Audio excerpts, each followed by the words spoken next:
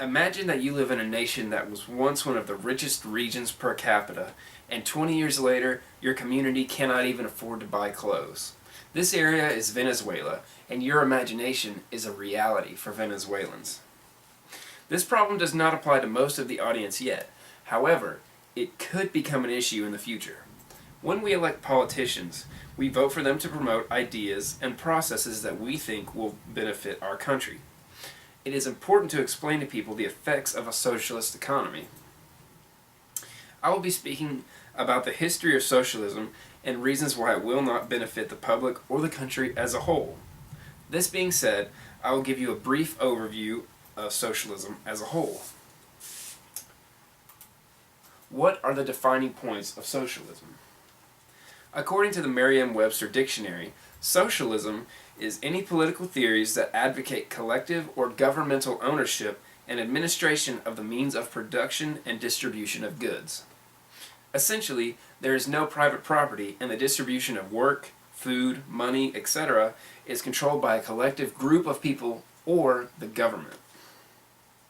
The definition of communism is very close to the definition of socialism. The definition of communism is a theory advocating elimination of private property, which is strangely similar to socialism.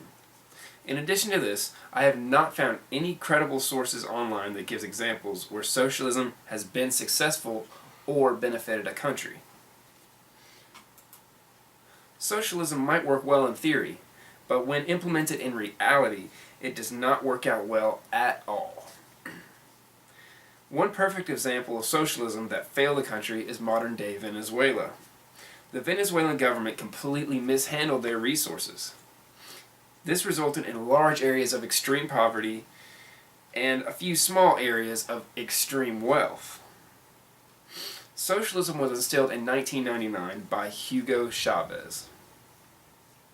Venezuela was a country with a great resource, but because of corruption and the socialist system, the country is now in shambles.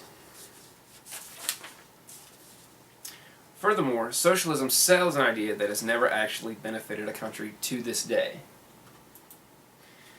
There are several reasons why socialism won't work and hasn't worked before.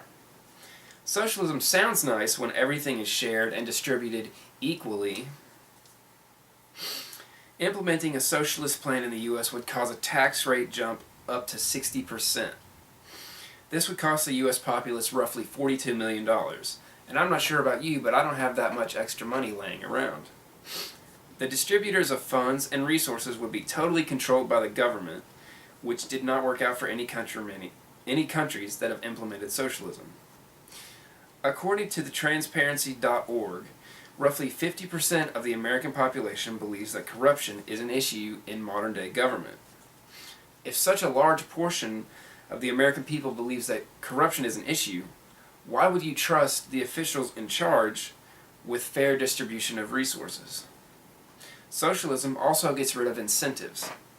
Since the resources are supposed to be distributed by those who need it and not those who earned it, what is to stop many productive members of society to work less or not at all and receive the same amount of resources as someone who's working much more? With this in mind, I want you to think about a reality in a socialist America. Socialism works well in theory, but when it is applied, it has failed every single time it has been put into practice and has destroyed economies. Socialism can kill productivity. The administration alone of a socialist economy is unfeasible. When less of the populace has a say or a vote in what happens, this results in a less satisfied and cared for people. Even with different forms of socialism, the basic principle is the same. They replace personal freedom with government power. Thank you.